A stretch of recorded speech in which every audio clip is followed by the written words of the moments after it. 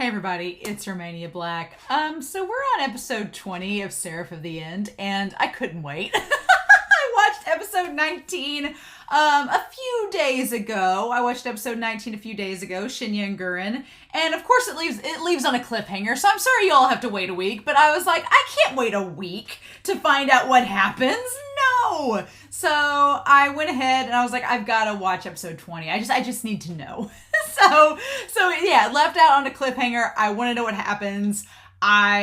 This episode's called Demon's Lullaby. What? I don't know what that means, but we have episode 20, 21, 22, 23, and 24. We're at the 5-episode mark, y'all. 5 episodes, and then I'm going to need to start reading the manga and catching up, because then afterwards I'm going to be doing manga reviews. Somebody was asking if I was going to do Seraph of the End manga reviews. I am. I looked it up, there's only 113 chapters out so far for Seraph of the End. I don't know where this anime, what chapter it leaves off at, but my plan is to read volume to volume. It's probably if it's like Toilet Bound Hanako-kun, it's probably 5 episodes 5 chapters per volume. If that's the case, then my plan is that once I'm caught up with the anime, I'm going to catch up in the manga where the anime leads off, and then I will likely start manga reactions where the anime left off. Maybe do a recap of everything that's happened in the manga to see if anything was left out, and then start in the next volume and just go volume to volume. And then once I catch up, then I'll just do like I do with Toilet Bound Hanako-kun, and just every volume that comes out after that, I'll review. Which for Toilet Bound Hanako-kun, it takes forever for that series to come out, because it's once every 2 months or once every month there's a chapter. So it's every 5 months I'm reviewing a volume, which is a long time in between, but it's worth it. So I have a feeling after this 5 episodes are over, I'm going to want to know more. We're just now getting where Mika and you are together. Why would I want to stop now? So those are my thoughts anyway. I'm definitely going to be reading the manga after this and catching up with y'all so we can talk about it, right? Mm-hmm. So yeah, so that's the exciting part. But in any case, I am excited to see what all ends up happening in this series, especially as we get closer to the end, because we're in the final act now. It's the final. This is technically going to be the end of, if we're looking at a 12 episode, 3-part second cour here, then we're about to enter the final phase, right? After this, it's the end of act 2, getting into the final act. I don't know. There's so many factors. We don't know what Mika's up to. Shinya is sketch. Guren looks like he's in trouble. Crowley looks like he's not phased at all, and Yu's come in there to help, but I'm Yu was about to get hit by Crowley, so I'm either, I said in the last reaction, one of 3 things is going to happen. Either Guren's going to stop him, or Shinya's going to stop him, or somebody from down below, or Mitsuba, cut through is going to stop, but I don't think Yu's going to get slashed. I don't think so, but I could be wrong. So, I don't know. All I know is that I couldn't wait. I had to start this episode. I wanted to see what was going to happen, so we shall see, right? But in any case, I hope y'all are excited for this reaction. I'm very excited, but we're not going to waste any more time. We're going to dive right in and start Seraph of the End, episode 20. And we're going to do that here in 3, 2, 1, and let's go.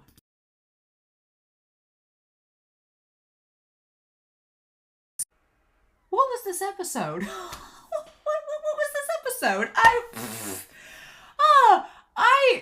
don't think I can wait a week.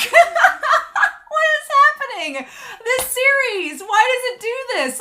The last, episodes 16, 17, and 18, I was all right, everything's great. We're all just doing a lot of setup. We're getting to it's the same thing. This series, the first half of the series, everything was getting it was kind of a slow build. It's a slow build up. It's like the craziest roller coaster, because it seems like this series, in the first half, it really took its time to trudge its way up the hill. And, the first episode's all exciting. You're okay, here we go. And then it takes its time. And then it gets to that plateau, and then it just goes, whoo.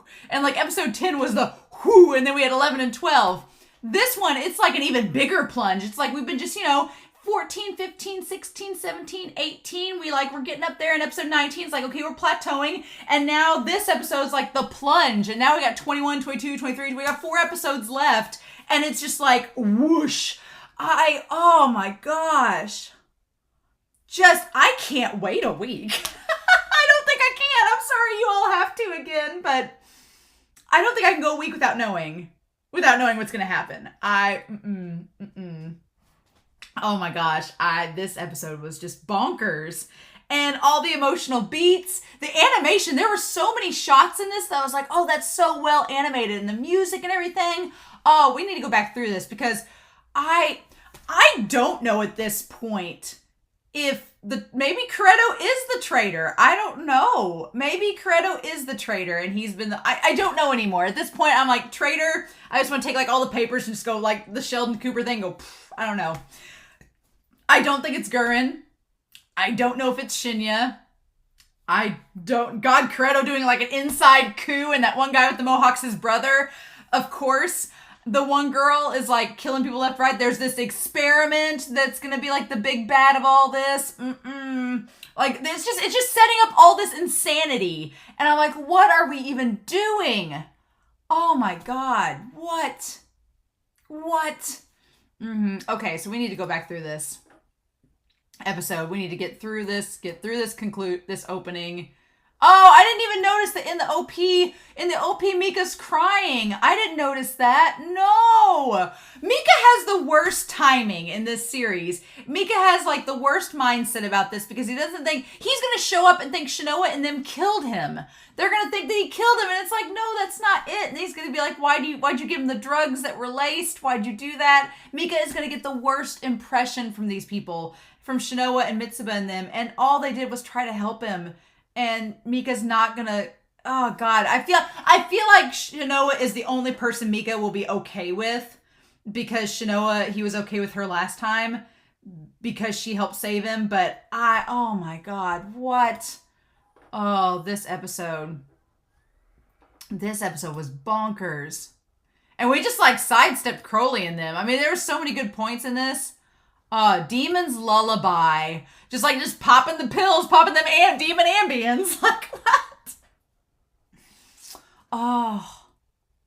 This episode was just bonkers. I liked this episode a lot, but it's probably, again, it's a setup episode, and everything's gonna go down these last 4 episodes, as per usual. But it's such a setup episode, but I was just like, oh my God, are you kidding me? So Crowley has Guren. They have Guren, right? And the one thing about this show, and it's just because of how it's animated, but it seems like there were a few moments throughout this, and of course Kimizuki and the others come to save him. Yeah, of course that's what ends up happening. Yeah. And then Tinjuru pulled its weight in this episode. Old Mitsuba pulling her weight, using old Tinjuru there. Between Mitsuba and Goshi, they were really pulling him up. Yeah. And of course, you can't stop Crowley because he uses Guren as the meat shield. He can't do it. And he says, you're so nice, saying you wouldn't slice through your comrade to get to me. Oh, Crowley is cruel. I love the blue fire around him with the red. And then when Yu activates the fan, it's the red and the blue together. It's a nice contrast. Visually, this episode's really pretty. I loved this episode. Just how it looked. And the expressions on Yu's face.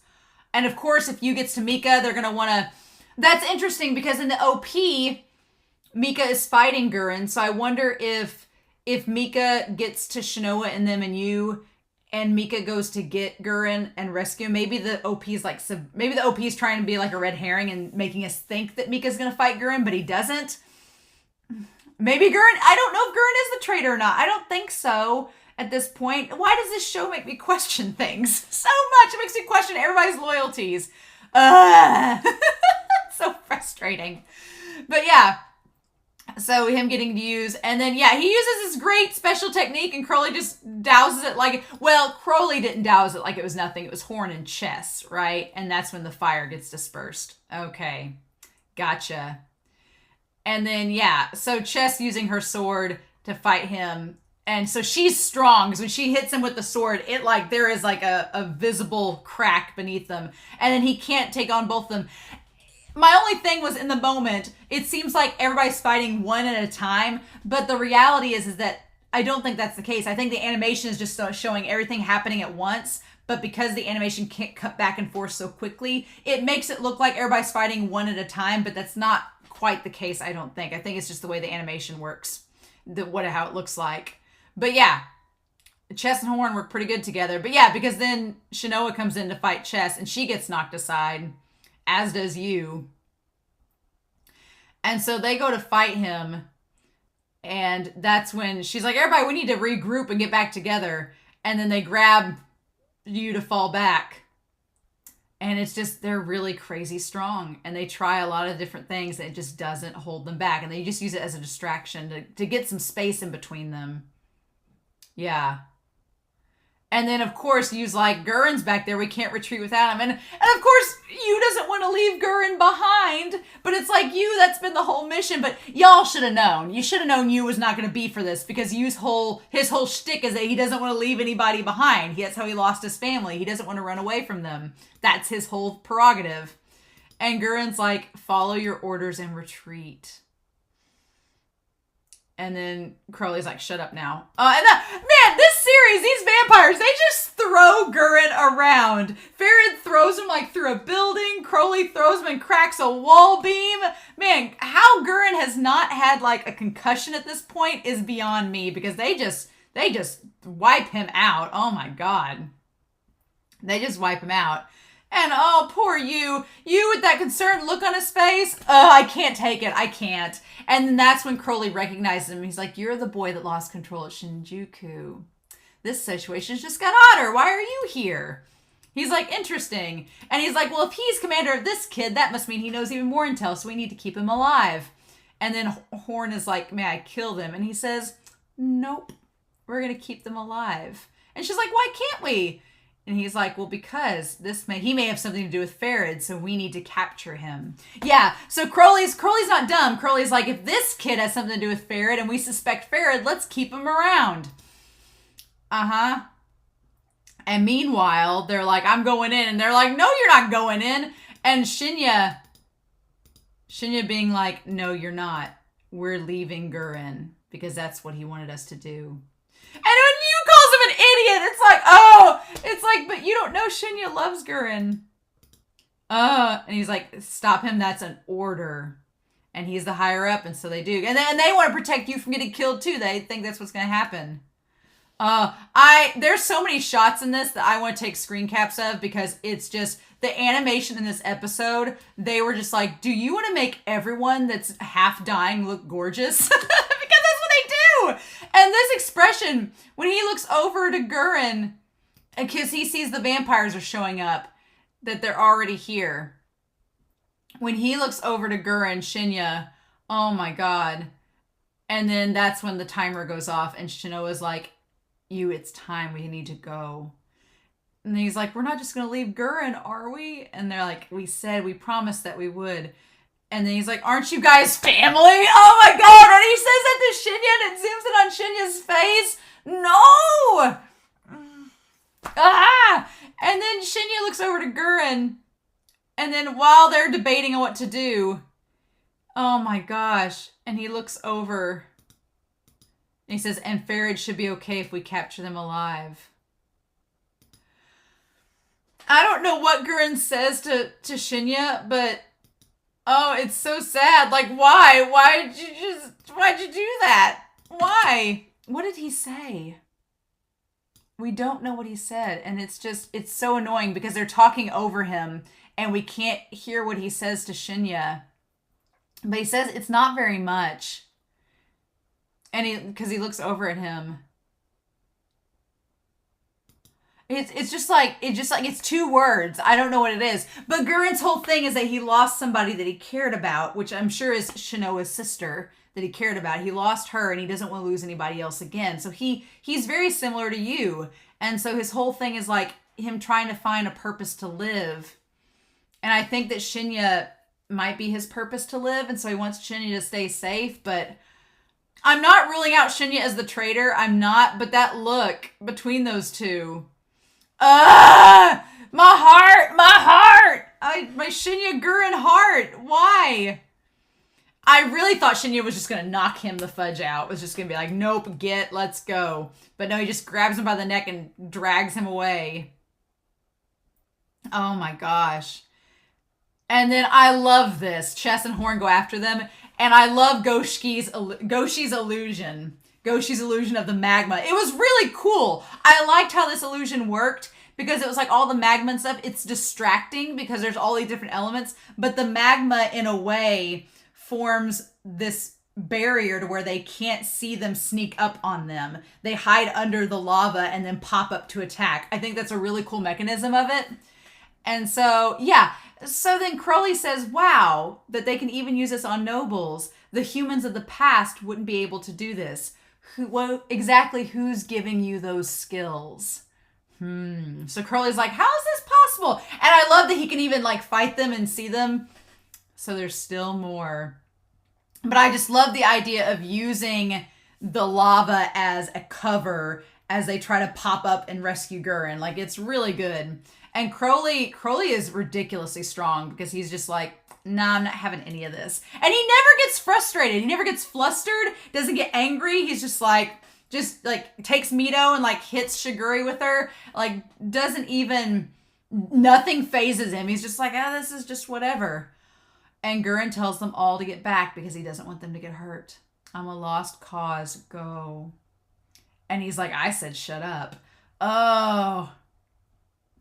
So I don't know. There's a part of me that I'm like, I don't think Guren, he's a monster. Go, Goshi. Yeah, Crowley really is ridiculously strong. He says complete the mission. I don't think Guren's a traitor at this point, and I can't believe that the first half of this series in season 1, core 1, I was totally convinced. I was so convinced. I thought for sure that Guren was the traitor. I was like, oh, he's doing all this shady business. And I think Guren is in on the shady business, but I don't think Guren is the one leaking that information to the vampires. I don't think so. I could be totally proven wrong. Could be proven wrong in all this, but at this point, I'm like, I don't think it's him. Unless him and Shinya are working together, I don't know. Shinya is still suspicious, but I don't think it's Guren. And if you'd told me that like 6 episodes ago, I'd been like, nah, it's him. No. I love that shot of Crowley looking beyond the lava being like, oh, you guys are getting away, huh? Whatever. Whatevs. It's fine. And he just like slices through the whole building and everything. God. I said that Crowley would be defeated in this, by the end of this anime, this season. I don't think so anymore. I don't think so anymore. After seeing how this battle went, I was like, oh no, he's ridiculously strong. And we only have 4 episodes left after this.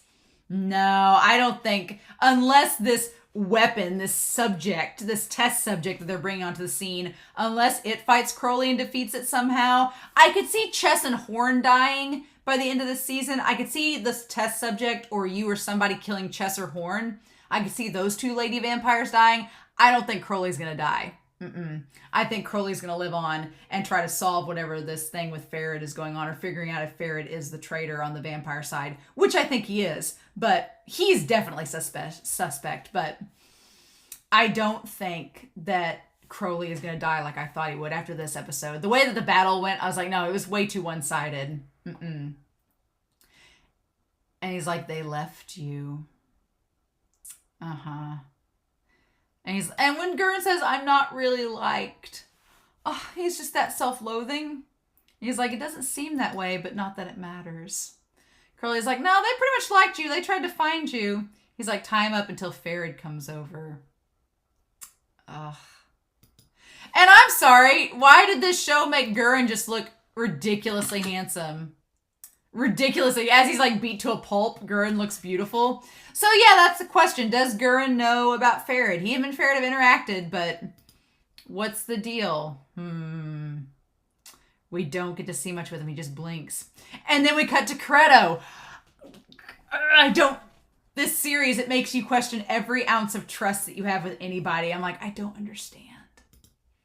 But then yeah, Kureto is a freaking madman. What? This whole scene with the brother, it's a damn coup. So it's a coup. They're not even listening to Daddy Hiragi anymore. Daddy Hiragi, we just threw his whole thing out the window. So this scene was interesting. Him and the brother. Lieutenant General Kureto, the test subject will be ready for transport at 1700. Yeah, and he's like, that's not good enough. Make it 1600. And so we have all the men coming out. The human race will be annihilated if we can't make it today. And so he's like, hey, Kureto. And that's when the brother... And here's the thing! Doesn't even... So, that's the one thing about this series. There's occasionally times where characters do, like, the smallest things, and it speaks volumes. That look that Kureto just went...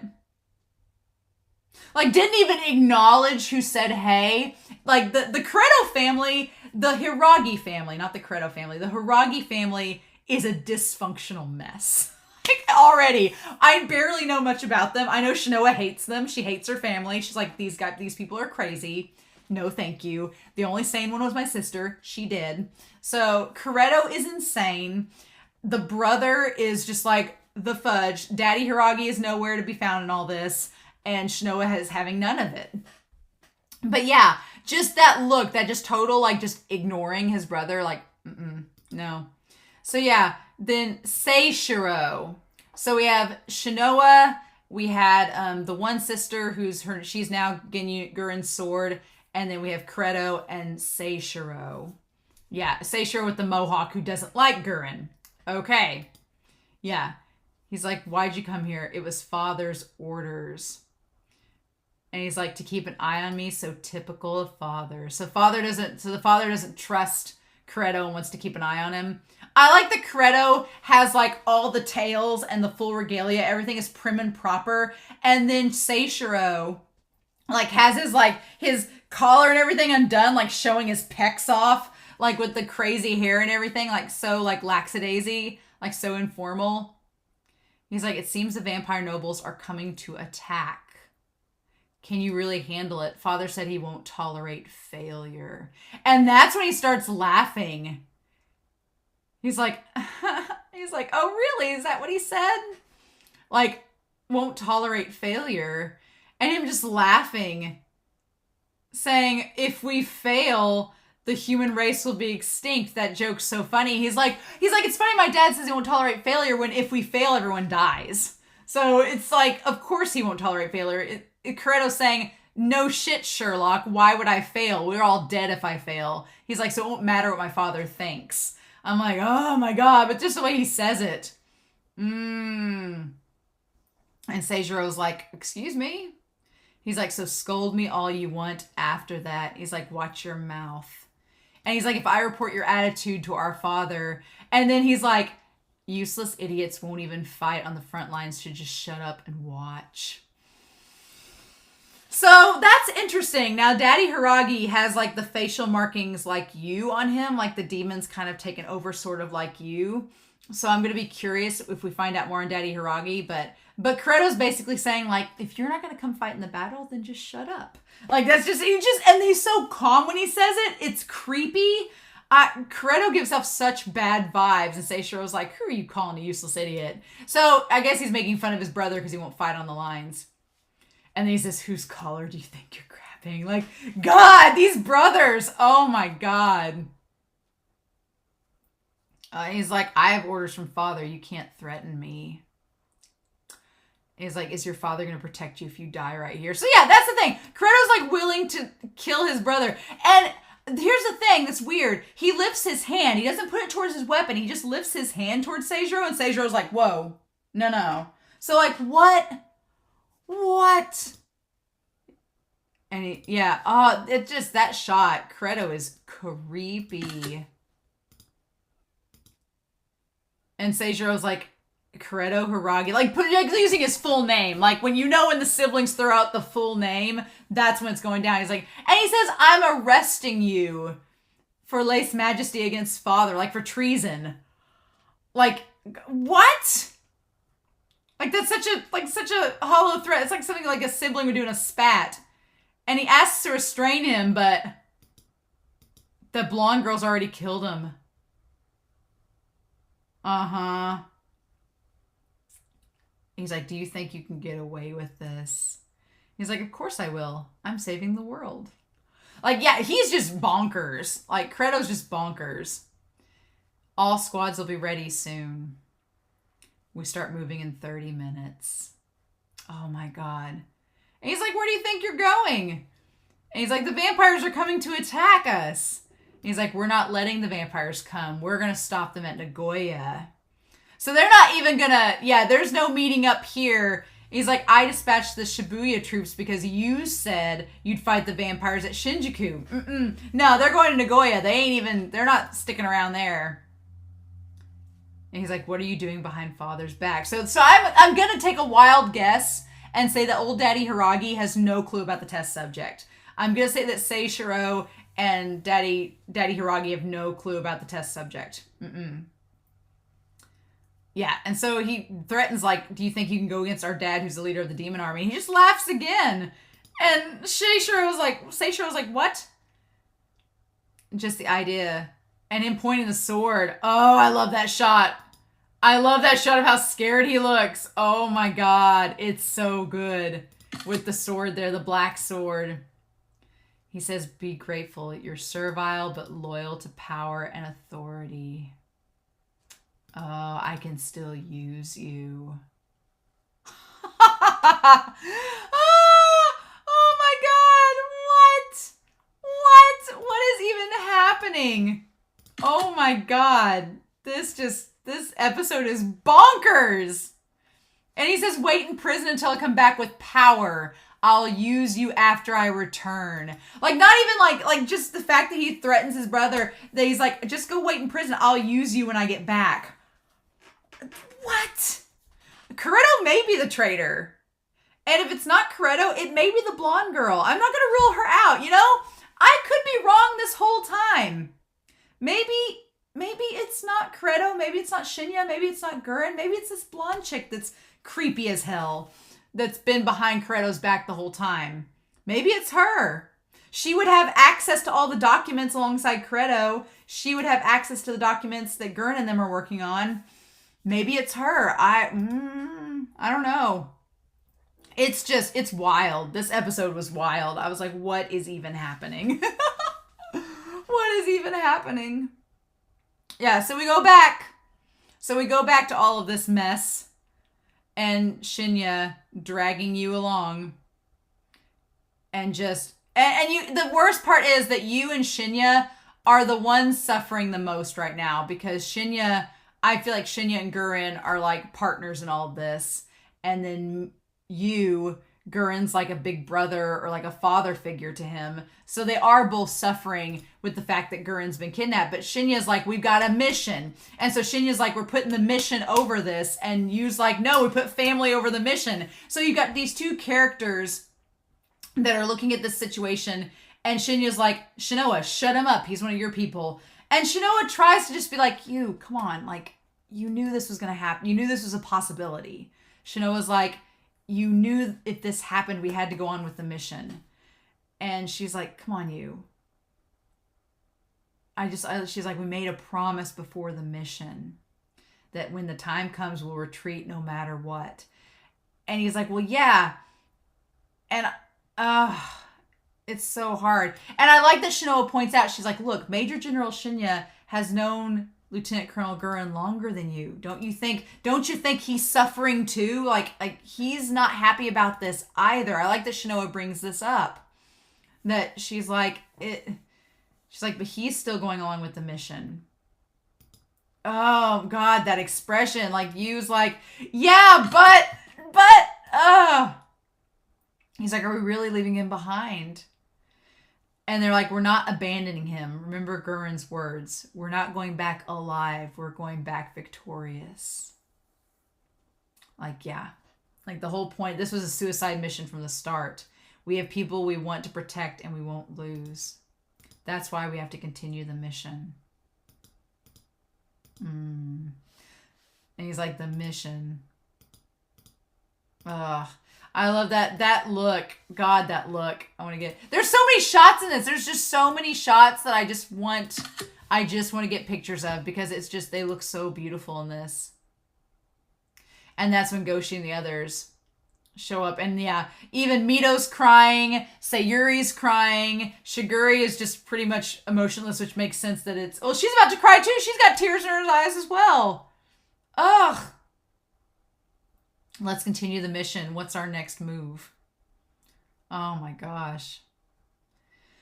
Just the lighting, everything is gorgeous in this. And they're going to rejoin Narumi's squad. And then the hostages should be saved by now. Should be saved. They're all gone. Yeah, because when Mika shows up, they've all left. Yeah. And then, yeah, I love that you was like, are you saying we should ditch our family and put the mission first? Yes, that's exactly what they're saying. I love that shot too, where Shinoa's hand grips the back of his uniform, because Shinoa knows what it's like to lose family. She's lost her sister. And Yu's lost his family in the past too, so he's affected as well. And he's like, but Shinoa, God, that just, all these expressions, the angst, the sadness in this, it's so hard. If we abandon our family in a messed up world like this, then what else is there to live for and to cherish? Yeah. What's the point if we just lose our family? And he's like, Guren, and you just being like him stumbling against the wall. Oh, he's saying he's family. And so we get this flashback, right? And I didn't know exactly when this flashback originally occurred, but I'm guessing it's right around the time that you first came to the demon army, right at the beginning there, right when he was pretty young, maybe 9 or 10, right? And Guren, I don't know what it is about this show, but they make Guren look really attractive. And so him with the white shirt, and it's 2 a.m. with the white shirt and the black pants, just sitting there with the file. And so the sketchy, curious thing in all this is that we don't know what was in the file. So we don't know what he's reading. Is he reading a file about you, about him being a test subject? Is he reading all of that? That's what we don't know, right? He's like, go to sleep, quit being a pain. It was just a dream. So we don't know exactly what Guren was reading. I'm assuming the sinister thing in all of this, it's really sad, is that what I don't know for sure is, was Guren aware that you had been experimented on and was rummaging through files about him and knew what was going to happen with you later on, but he still has this talk with him about family and about saving people and living for a purpose. And I'm like, was there an ulterior motive to that, of him wanting you to live? So, because it looks like a data file. It looks like files about him that Guren's reading. And he talks about his parents nearly killing him, about losing his family. He's like, is there a point in me living? Am I even worth it? And the scary, sad thing is, I think that in one aspect that, because Guren says, is it painful to live? Yeah. That there's a whole line in Hamilton, dying is easy, living is harder, right? And so a little shot of you crying. No, I was not ready for the pain of this. Of him saying it's painful. But the scary, sad thing in all of this is that I do think that Guren is genuine in what he tells you, in that you and I are the same. When he tells you that he's like, you and I are the same. We struggle with reasons to live and purpose. And he's like, some time ago, I couldn't save someone important to me. Right? He says the same thing. And so I love this point where he looks out the window and he says, you've just got to keep living. I'm still miserably alive. He's like, it's like he has survivor's guilt. Guren has survivor's guilt. And that ties back to what Shinya said about when he loses people on the battlefield, he feels really bad about it. So he's like, I needed a reason to live. And so my purpose is just to keep those around me safe. Now that I've lost someone, I don't want that to happen again. He says there's a lot of things you got to do when you're alive. And he just names off the basic needs, eat, shit, sleep, all that. But if you're standing here, someday somebody might need your help. And you need to be there for them. You need to find a purpose. You just have to wait for that day too. And so he goes on this whole spiel about family. He's like, if the pain's unbearable, then just focus on killing vampires for now. Just make this your one goal until you find a purpose. And so now Yu's found a purpose to protect his friends and family. And Guren's friends and family. So, oh my God, it all makes sense why he does what he does. Until you find a reason that you want to live. Now, my question is, did Guren find a reason to want to live? I guess he did in protecting his friends, but someone who needs your help will show up. So I wonder if that's Mika, if Mika's going to be used reason to live. I mean, Guren obviously is in a way. Yeah, and I just that moment where he puts his hand on his shoulder. Is a day like that really going to come? He's like, who knows? Now go to sleep. You have training tomorrow. The sad thing about all this, what I've been trying to get at, and this scene is so good it keeps distracting me, is that on the one hand, I do think that Guren is being extremely genuine with you and telling him, yeah, you need to find a purpose to live. You need to keep on living. You don't need to just give up. But then on the other hand, he's looking through like a file on you, I'm sure. And on the other hand, I'm like, does he also want you to live, not only because he's being kind to him and sees some of himself in you, but also because he wants you to become this experiment? I'm like, it just... Guren is sketch, but I feel for him. And there's times where this show really makes me just feel for him. And I'm like, ah! And this series has so many good-looking shots that it's just devastating. And so then he decides he gets out of the shadows. I like that Kimizuki had to sit down. Kimizuki had to find a chair and be like, I need to sit. Like that's, at that point, that's when Kimizuki was like, nope, we need to go back and do this. And that's when he's like, nope. He was like, I can't get this teamwork thing down. Sorry. Oh. And then he has the pill. He's like, I'm going back for Guren. And Shino was like, no. And so I'm like, you don't give this boy pills. He's like, if I can't save my family, I'd rather die. No! I can't believe he took 2. He already took 2 as well. Like you're supposed to take 2 max. You're supposed to take 2 max. And she's like, you've taken 2 pills today. You're going to die. Oh my God. And it seems like he did die. I don't think he died, obviously, but what the hell is going to happen now? I don't know. And it just, all that blood coming out. Oh my God. Like out of his eyes, everything. Nope. And he sends Goshi's squad away. And said, make him spit it out. Oh. It's just, oh my God. And then, yeah, it just...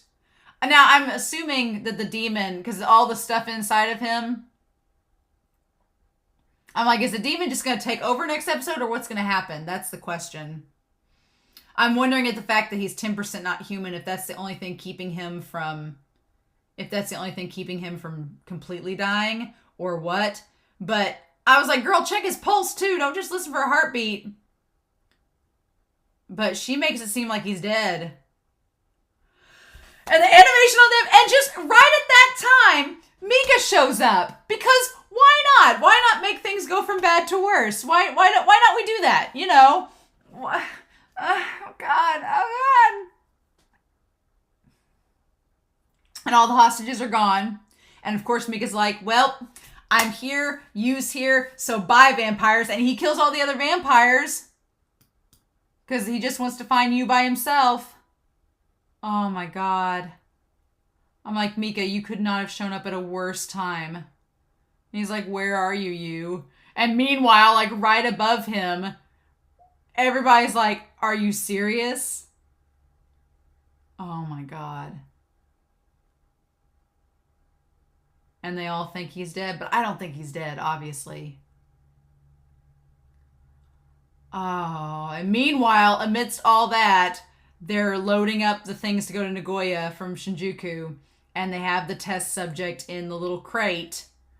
I say little, it's huge, and they say that it's unstable, and they're like, give it some more juice, or maybe more pills or something. I say the test subject's in that one crate because the scientists are following it. And Kureto's like, just give it more, and the one blonde girl's like, it might die. And they say the test subject's unstable and seems to be in a lot of pain. That makes me think that the blonde girl might be the traitor, because the blonde girl seems to notice that it's in pain and makes a point to tell Kureto that. And Kureto just ignores it and is like, just increase the dosage and force it under control if we have to. I feel like the blonde girl might be the traitor, honestly, at this point.